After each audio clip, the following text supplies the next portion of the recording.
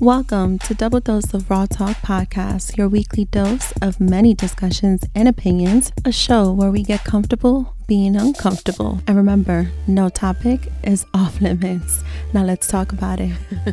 Welcome back, guys.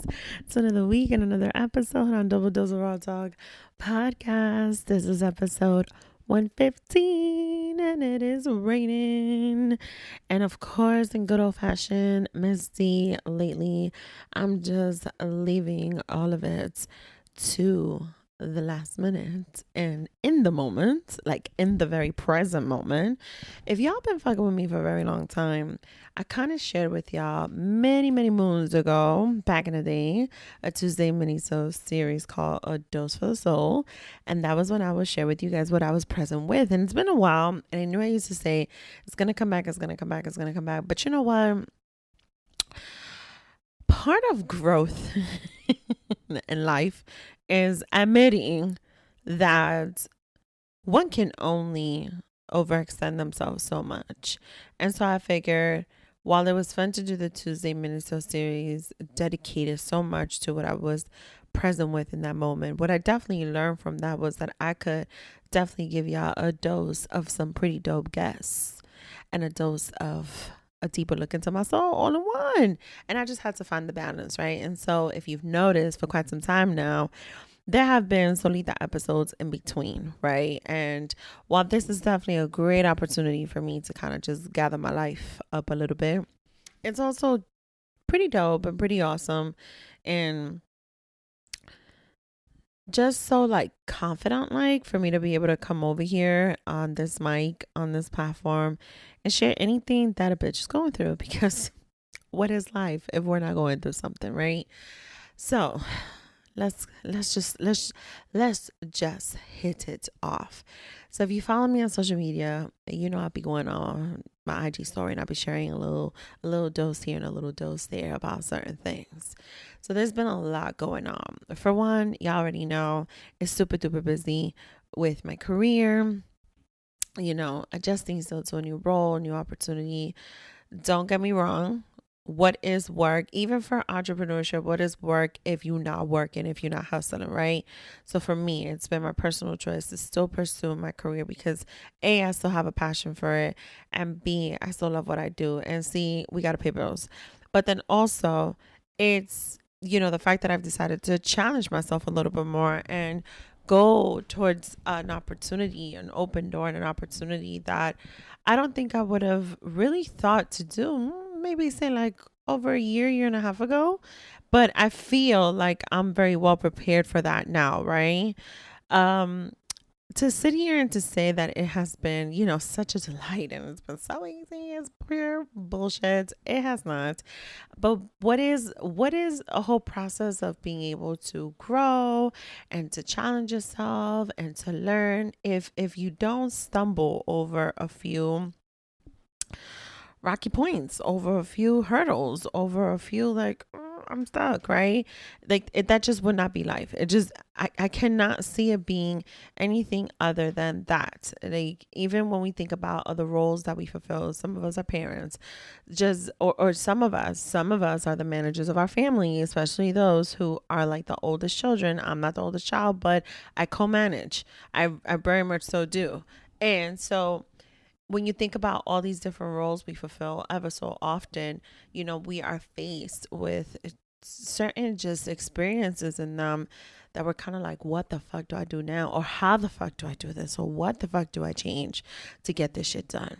And so that's where I kind of just shifted this show just a little bit to be able to give you guys what I said from the very beginning that I was going to do and still be able to come and share that deeper look into my soul with y'all, with things that I go through, with things that come up, with things that I'm just living life through. And so let's hit it off, guys, like I said before. So as you may have known already, but for some of y'all who may not have seen and y'all keep up to date with me here. My kid totally hurt himself during one of his very athletic games. And so I thought the worst, on top of the fact that I'm in healthcare, I just thought, oh shit, this is surgery. Well, lo and behold, it's not. But one thing I did learn so graciously from this, and I don't know if he's going to hear this, and I don't know if, he's still sneaking into my episodes or not. Once upon a time, he was like promoting this shit in school. I was like, don't do that because you're going to get kicked out. But one thing I've learned from my kid, if you guys have been listening to my most recent episodes, I kind of shared something that I've been struggling with. And I don't think I ever went really deep into this, but I'll share a little bit now in this moment with you guys. There was a point where I realized just how grown he is now and just how independent he has become and so disciplined that he is. And I've had this fear for quite some time now that he just doesn't need me anymore, that I kind of started questioning, where does my role of motherhood fall onto now? Onto what bucket? What bucket of his life? Like, he is a teenager, he's disciplined, he's very mature for himself, he is very independent. There's still a lot that I still gotta teach him. There's plenty I can't, because here's another harsh reality I'm gonna hit y'all with. But there's been a lot that I just felt like, well, damn, he doesn't need me anymore for these things. And so I think one of the episodes where I shared this was with the RCC pod. Shout out to them, because I had to send them a pretty cute little message. Those are my peoples. Shout out to Philly. Shout out to Philly, y'all. Oh, them Yankees. Shout out to Philly. But anyway, and when I had them on the show, Rima and Court, I did get emotional, because I shared with them that I felt like he just didn't need me. And they said, bitch, I still need my mama, and I'm in my 30s, right? Okay, cool. So here we are. My kid suffers like an injury.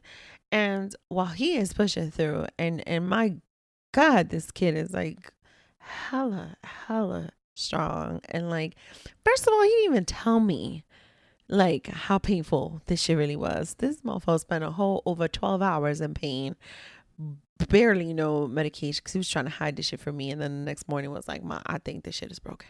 So needless to say, it is broken, but he don't need surgery. So that's good news. The point is, though, he's just strong as fuck, and he pushes through, and he continues to still show that he can still do things, and he can still, handle this, and he can still work around it, and he's going to push through. He's going to get better. He's going to recover and all this other stuff. Right. But I do feel that little tiny moments of this experience, which y'all, while the kid used to fall a lot when he was younger, there was several staples and stitches all around his big ass head. This is the first time I'm faced with a broken bone, right? So I'll say we did pretty good here, but that shit is so scary. I kind of found that a few times he didn't need a little bit of TLC. He didn't need his mama there. He did need just a little bit of extra attention and understanding.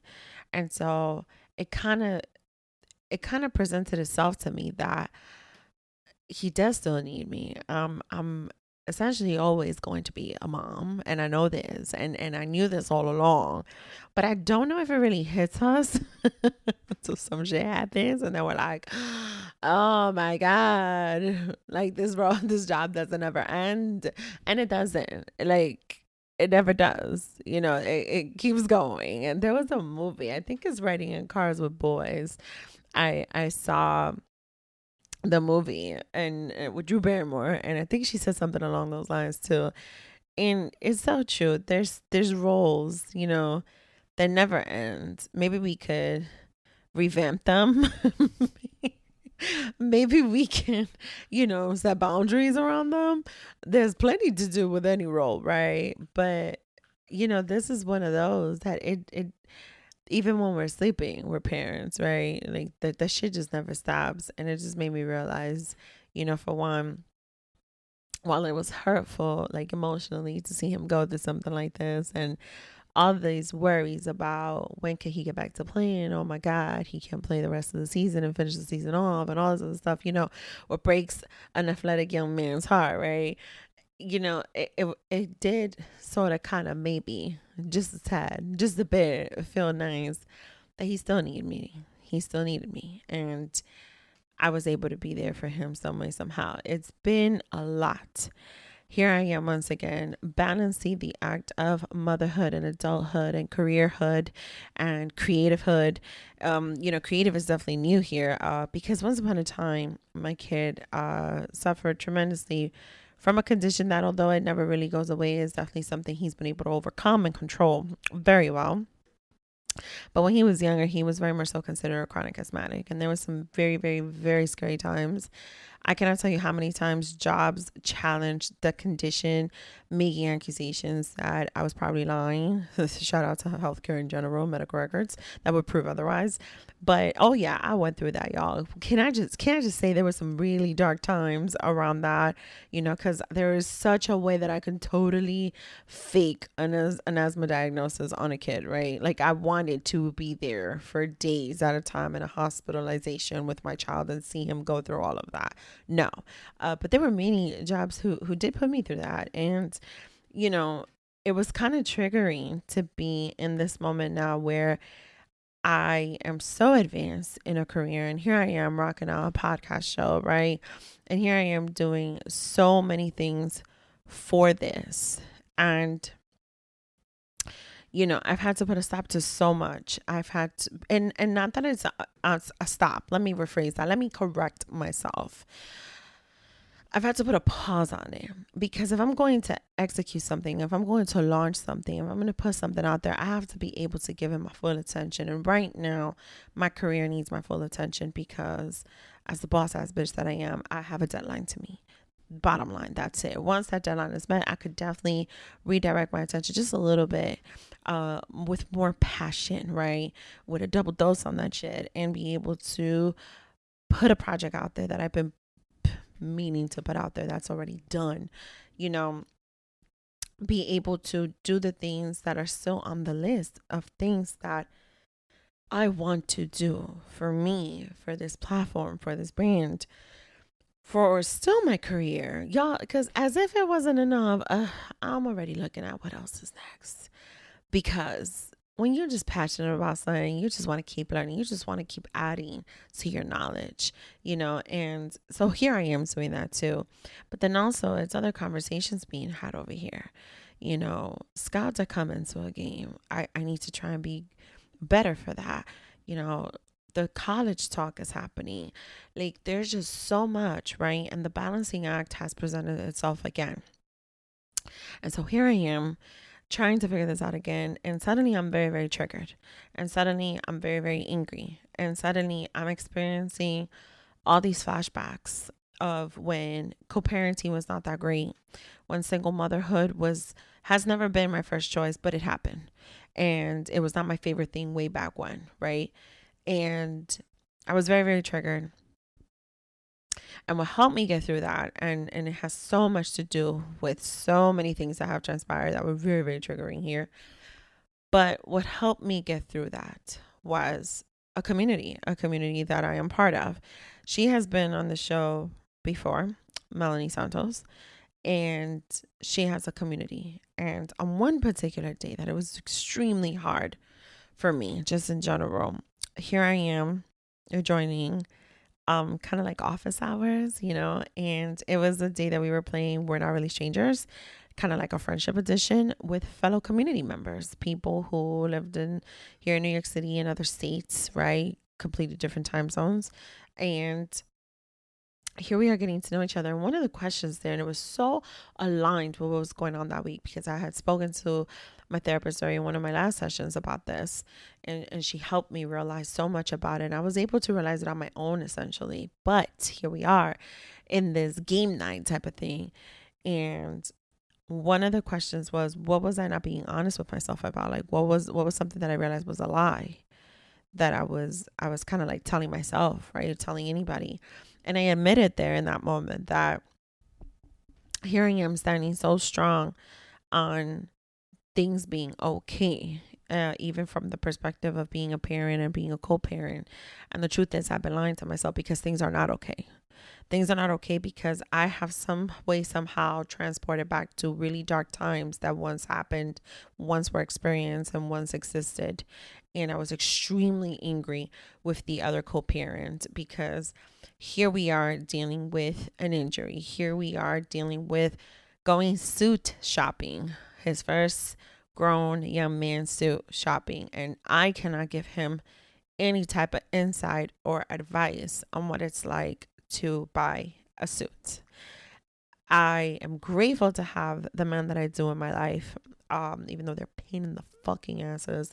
But shout out to them for stepping in, for being able to help my son during a process that a lot of the time it just helped to have a male figure there present to take them through that journey. It was very challenging. And then comes this injury. And then it's like just not having that support.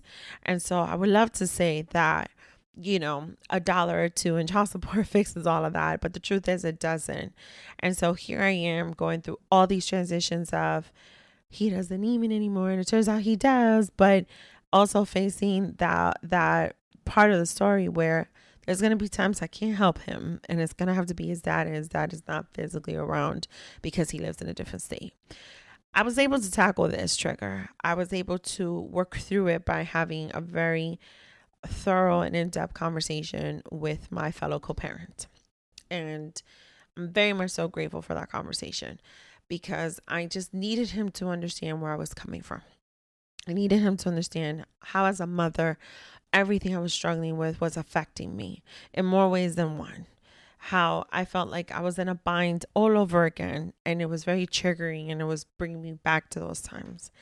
And I have to say that one of the things I realized was so amazing about that conversation. Listen, nothing is perfect. Shit happens. You know, carrying on a co-parenting relationship is just as tough as any other relationship too, right? Especially the ones that, you know, are there for the rest of your lives. But one of the things I will say that was so dope about this was that he was actually very understanding, and he was very compassionate about it. He was very considerate in that moment. He was very apologetic. And I have to recognize that because I have to say that one of the things that is very impactful to growth and to living your life in peace and being happy is being able to have tough conversations like that with people that matter, make a difference in your life, right? And so that was very helpful in a lot of the madness that's been going on and trying to figure out this balancing act. And also, and being able to sustain all the growth that I've done and being able to sustain the version of Daisy that I am today, the one that has learned from everything. You know, I mentioned, I think it was last episode with my guest Denise, I mentioned about how impulsive I always was. And like, you know, I've mentioned this countless times on the show about how I used to like not think before I would speak, right? I will always say some dumb shit, right? And so where I am today, I am the person who does pause for a second before she just says what she wants to say. I've ever so often I stumble over, you know, just word vomit, and I say shit that I probably shouldn't, you know. It's kind of like, God damn, Daisy, why'd you have to say that? Like, really, bitch? You know, but I do a lot better these days, and I'm very proud of that. And I was very proud in that moment that we were able to think and have the necessary conversation in a very, very, very great way. It was not just impactful. It was not just positive. It was not just productive. It was just fucking great to be able to have that conversation and to realize that we do have to come together for the newer experiences that I'm going through brand new as a single mother to just one young man, right? And the type of support I'm going to need no matter where the other person is located, because I'm very lucky to have the support I have here in my home. Remember, I talked about my team. If you listen to these last few episodes, you know I talked about my team, and I do see, as much as I fight with them daily, time and time again, and I don't agree with most of the shit of who they are and what they do, but I love them to death. I know for sure my team are my siblings, and they're always going to have my back. And so an official shout out to my brothers, my dad, even my brother-in-law, for always just stepping in and being those male figures for my son, and for always helping out in that sense, because it's important. It is, and the support is always necessary. So let's move on to the key component, the key topic to this Solita episode, because y'all know I'm going to have to go off and I'm going to have to give it a little rant on some of the dumb shit I've encountered. Okay. episode with Jade, where we talked about breakup etiquettes. And we talked about Love is Blind season 2 going on season 3. Y'all watched season 3? Because it's already a shit show, but it's so fucking entertaining, and it's such a fucking toxic show, and it should not be on television. I need Netflix to do better. You know what Netflix should do? They should do like therapy, couples therapy for these couples that they put together, honestly, and just make that a whole series in itself. Anyway, back to the topic at hand. Well, thinking of breakup etiquettes, there are other etiquettes I've explored a little bit in recent weeks of things that were also very fucking triggering, y'all. And again, the reason why I want to bring this to the table is because I am just so proud of myself for not letting shit like that, like, just take me all the way back to who I once was. So, story numero 1. Okay, I did a little Spanglish there. Ew. Okay, so let me bring you to story number 1. Here I am at a wedding. It's a family wedding. If my family members listen to this, I guess y'all gonna find out what happened. And here I am with my little tiny family, you know, my babies, my nephews, my kid, you know, my sister, my brothers, whatever. Anyway, you know, the one that we bought the suit for. Okay. Here is wedding etiquette, socializing during a wedding etiquette. Let's call it that. Okay. Y'all, if y'all have nothing respectful, you know, semi-discreet, just like never talk to strangers type of shit, but if you're gonna do it, think twice before you say some dumb shit etiquette, then don't say anything at all. If you have nothing to say like that, and don't say anything at all. There was this person there, I guess. It was not family member to neither bride or groom. I was the family member to the groom, who decided to approach. I was in a group of people and decided to approach the group and just wanted to start conversation by asking what was our sexual preference. Here's the thing. We live in a time that this is still a topic that is not that it's sensitive because we should not be speaking about it, but it's sensitive because not everybody's comfortable talking about their sexual preferences because of probably some negative experience they've encountered. However, B, many people are probably comfortable, more than likely, in their own skin to be who they are without anyone placing any type of assumptions or judgments on them, right? Whether it is how they're dressed or their style or whatever. But most importantly, C, it's just nobody's fucking business to ask that question. And there's a little, you know, component under C, because you just don't know who is out and who is not, and who has shared publicly of their sexual preference and who has not, especially when you are at a gathering where there's family in a probably semi-traditional, semi-religious wedding where there might be people who don't necessarily agree with that lifestyle. And so unfortunately, we do also still live in a world like that. And so I say this to say, I am proud to report that I did not break anybody's jaw. I maneuvered that conversation to the best of my abilities. I also, if you know me personally and on this platform, you know I am a very protective person of people that I love and people that I consider family and friends. And so there were a few people there who were a little bit dumbfounded by that question, were very shocked.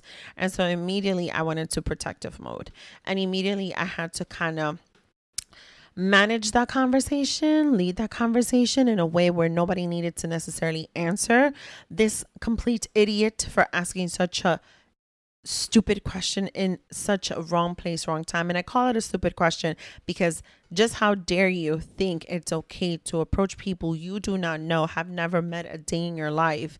And I'm going to say that maybe you thought you were socializing, but just who the fuck are you to do that? That's it. Period. End of story. Whoever told anybody that this is the best approach in starting a conversation or meeting people?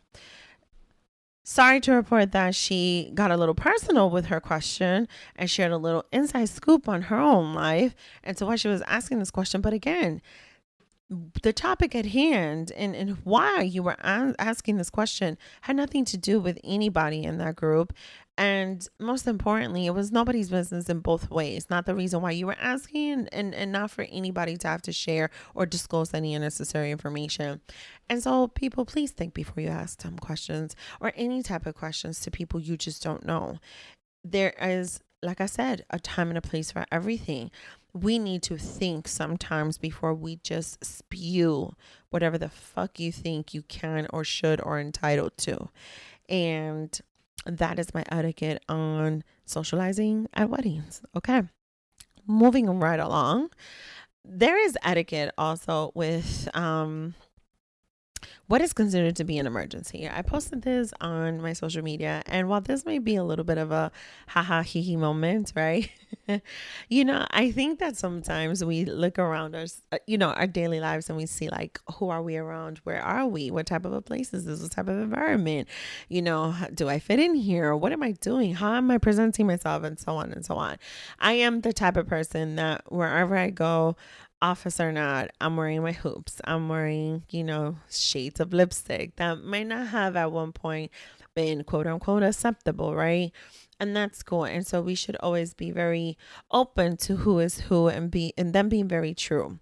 But I also do believe that in a sense, we also have to be just a tiny bit mindful about the time and the place for everything. Again, speaking from experience as someone who never thought about this, not one bit, not whatsoever. I would just say the first thing that came to my mind and out my mouth, right? But sometimes we do need to watch our mouths. Sometimes we do need to just be considerate. This is not to be censored, it's to be considerate.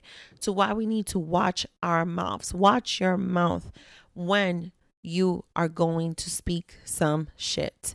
And the way you do it, the way you watch your mouth is by thinking before you speak. Not everywhere you go and not every place you are stationed or present at, not everyone you are around needs to hear exactly what is on your mind. Yes, you can have your opinions. Yes, you can stand your ground on what you believe and what you got to say and how you want to say it, right? If you remember, I always say it's not always what you say, it's how you say it. And sometimes it's both. So all of that to say, there's always a time and a place for everything. And I'm one firm believer that when you have opinions and they're strong and they're bold and you stand strong on it, right? And you believe in them wholeheartedly, child, grab a microphone and start a fucking podcast if you want, or write about it, blog about it, put it out in the world, because you just never know who can relate to you, who can understand you, and whose lives you might change, how you might impact someone. Someone can learn from you, right? So it's not about censorship at all. Absolutely not. It's just the concept, the idea of just having the consideration that just maybe there's one phrase I'm about to say is not for everybody to hear. Just maybe there's one phrase I'm going to say out of the 15 people who are here, maybe one of them, it just might not sit well with them. And not that it needs to change my thought in me not saying it. It's just me just being considerate for the time and the place, right?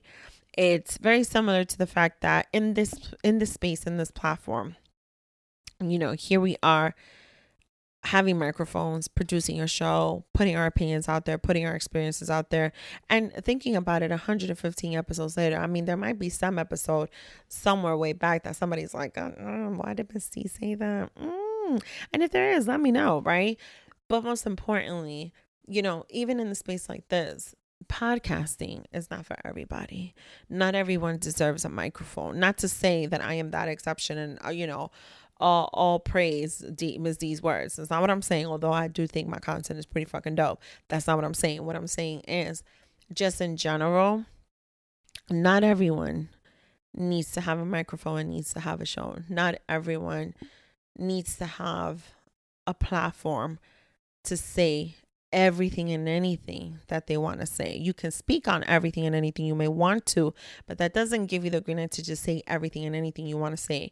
Why do I say that? Because in recent weeks, recent days, we've seen how much of a negative impact one person, one man specifically too, but we're not going to, get so specific here, voices, ignorant commentary, very ignorant, disgusting, hurtful, maybe even dangerous words, how much of a negative impact that can place onto societies or against certain communities, or even just towards a battle that many of us are still fighting when it comes to our safety as women, or let's put it out there, even the possibility of igniting additional hate crimes, because we already have them going on, right?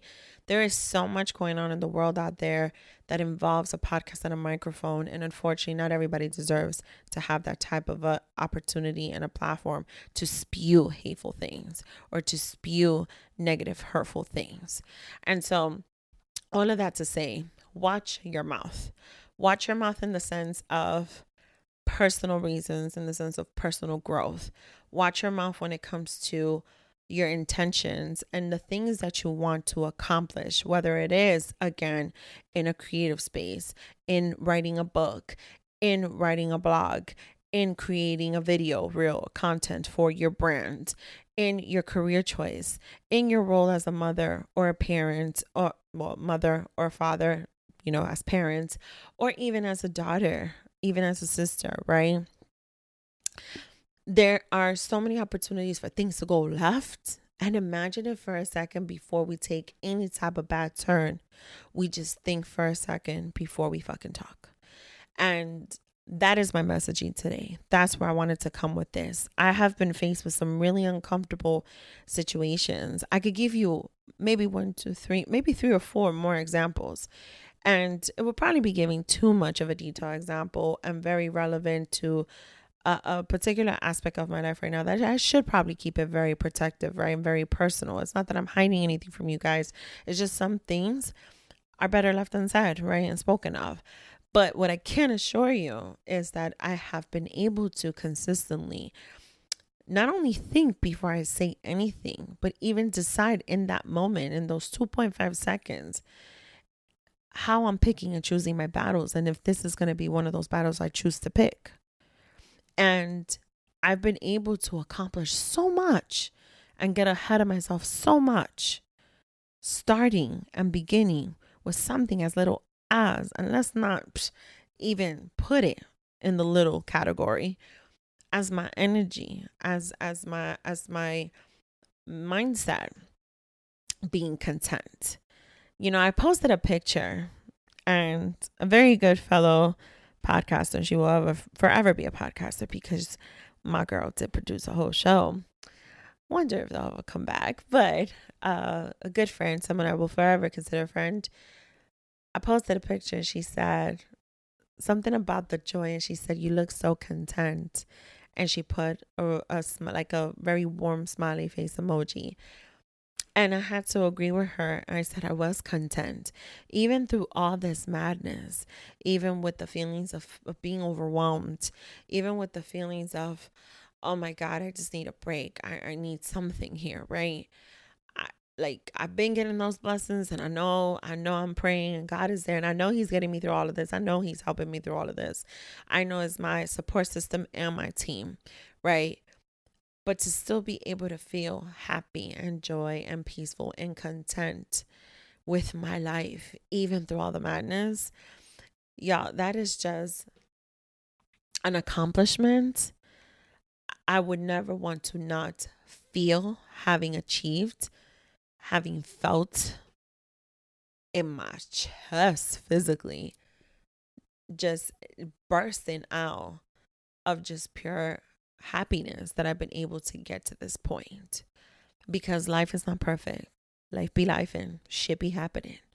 And we have no control over a lot. And I've shared this on this platform time and time again. I've become more and more open about certain things. I just have to be protective about other people's privacy. But, things have been happening that I've had to relinquish control, that I've had to trust others, that I've had to really take a back seat and say, nah, this is okay. It's all right, D, and really learn how to make it through, even through something like that, right?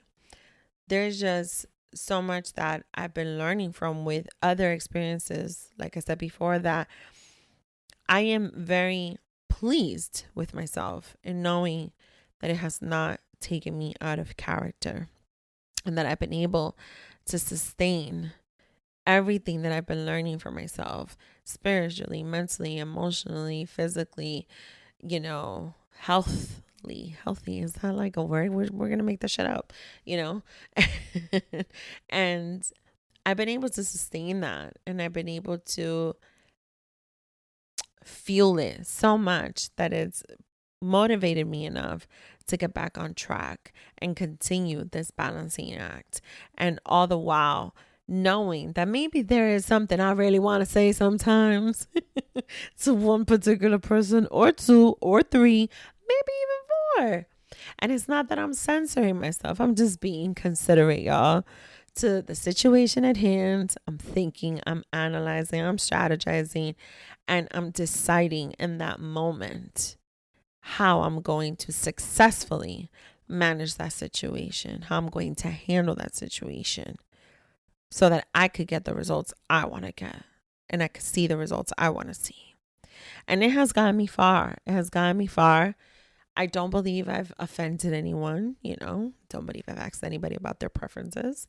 And I don't believe I've made anyone feel uncomfortable or made them feel like confused about anything, and it's not, again, I can't emphasize this enough. It's not to say that I'm supposed to give a flying fuck about anybody other than myself. I do wholeheartedly believe I'm not going to give a fuck about what anybody thinks about me. I'm always going to put at the forefront what I think of me, how I love me, my own confidence, my own self-care, my own self-love, right? But I do have it in me just a tad, just a little bit, just a tiny, tiny bit, a small dose, to just care in general of other people, to just care in general of what that moment might feel like, right? It's very easy, and I'm going to add this, and I'm going to keep it all the way raw. My little tactics with the scissors to just cut people off, that hasn't always been the greatest, right? But it is what it is, and I've done it. But then just maybe, it's okay to just consider the other person's feelings just a tiny, tiny bit. Just care that other people have feelings, maybe not so much care about how they exactly feel. I'm still working on that, but you could just be a tiny bit considerate, not censored, just considerate. And on that note, guys, I leave you guys with the final thoughts. And once again, one more time, for the people all the way in the back, if you didn't hear me, let me say it one more time: watch your mouth. That's it.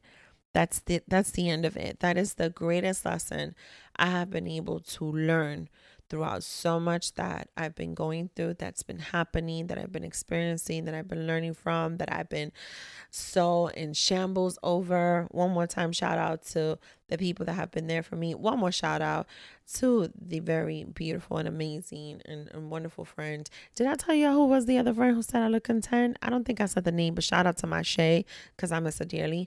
But also shout out to Captain Kim from Everybody Relax Podcast, because we are actually friends, and she actually, as mamas, we go through things, but most importantly, she is definitely one person who has always been there also.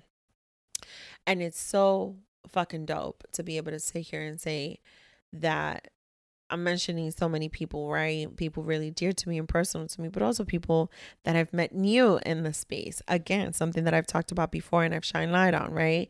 And you just never know when you're going to find those people. You just never know when you're going to come across those people who you should absolutely fucking love and cherish, because A, they can relate to you, but B, they can help you get it through it all. And so shout out to all of them. But most importantly here is the messaging. Is the messaging that is taking a lot for me to kind of reconnect with, because I always knew this. It's just really hard to come to terms with it. And I've been able to do so. I've been able to be considerate and to watch my mouth. And like I said, encourage y'all to do it too. Make those wise choices. Life is going to keep coming your way, whichever way is meant to. And you always want to keep pushing forward, right? You always want to trust your gut, your instincts, your heart. Another thing I'm learning, and hopefully I'll be able to apply to all of this too, is those relationships I am creating and cultivating on the sideline, with some, I don't know, candidate. Are we calling them candidates? Let's call them candidates. But even in that, just watch your mouth sometimes. Just watch what you're saying. Just think. Let's see what's the intention behind it, right? And yeah, like I said, on that note, guys, it's pretty dope to come on here, share a little insight with y'all on the madness that has been happening and just some of the things that I've been going through and some of the learning lessons. And y'all, it is officially Scorpio season. Ew. And it is your girl's season, your girl's zodiac sign. Because if you know, people be hating on Scorpios, whatever. And the birthday is coming on. And so pray for your girl to continue being successful, to meet this deadline, to kick ass and be a boss ass bitch. And pray for your girl that there's going to be a beautiful, beautiful end of this year, this 36th year of life in a very blissful way, accomplishing way.